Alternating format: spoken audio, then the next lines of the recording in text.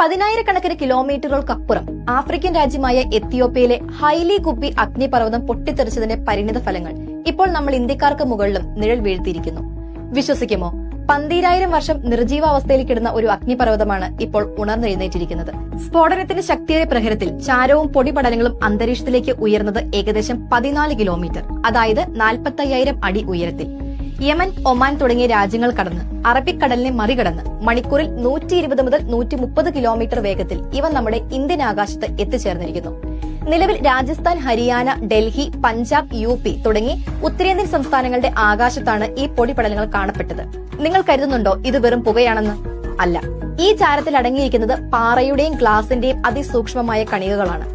ഇവ വിമാനത്തിന്റെ എഞ്ചിനകത്തേക്ക് കടന്നാൽ എഞ്ചിൻ തകരാറിലാകാം. വിമാനത്തിന്റെ മുൻഭാഗത്തെ ഗ്ലാസിൽ ഉരസിയാൽ കാഴ്ച വരെ മറയ്ക്കാം.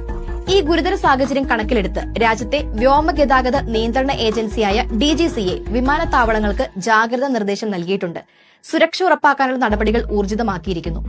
ഇതൊരു ഭീഷണിയാണെങ്കിലും ഈ പ്രതിഭാസം എങ്ങനെ സംഭവിക്കുന്നു എന്ന് നോക്കാം. ഭൂമിയുടെ ഉൾഭാഗത്ത് ദ്രാവക രൂപത്തിലുള്ള ശിലകളുണ്ട്. ഇതിനെ നമ്മൾ മാഗ്മ എന്നാണ് വിളിക്കുന്നത്. ചുറ്റുമുള്ള പാറകളേക്കാൾ സാന്ദ്രത കുറവായതിനാലും അലിഞ്ഞു ചേർന്ന വാതകങ്ങളുടെ സമ്മർദ്ദവും ടെക്ടോണിക് പ്ലേറ്റുകളുടെ ചലനവും മൂലം ഇത് മുകളിലേക്ക് തള്ളപ്പെടുന്നു. പുറത്തേക്ക് ഒഴുകിയെത്തുമ്പോൾ ഈ മാഗ്മ അറിയപ്പെടുന്നത് ലാവ എന്നാണ്. മിക്ക അഗ്നിപർവ്വതങ്ങളും കാണപ്പെടുന്നത് ഭൂമിയുടെ പുറം തോടായ ഭൂഫലകങ്ങൾ കൂട്ടിമുട്ടുന്നതോ അകന്നു പോകുന്നതോ ആയ അതിർത്തികളിലാണ്. ലോകത്തിലെ 75% സജീവ അഗ്നിപർവ്വതങ്ങളും നിലനിൽക്കുന്നത് പ്രശസ്തമായ പസഫിക് സമുദ്രത്തിലെ റിംഗ് ഓഫ് ഫയർ എന്ന മേഖലയിലാണ്. ഇന്ത്യൻ മണ്ണിലും അഗ്നിപർവ്വത സാന്നിധ്യമുണ്ട്. ഇന്ത്യയിലെ ഏക സജീവ അഗ്നിപർവ്വതം ആൻഡമാൻ നിക്കോബാർ ദ്വീപ സമൂഹത്തിലെ ബാരൻ ദ്വീപാണ്.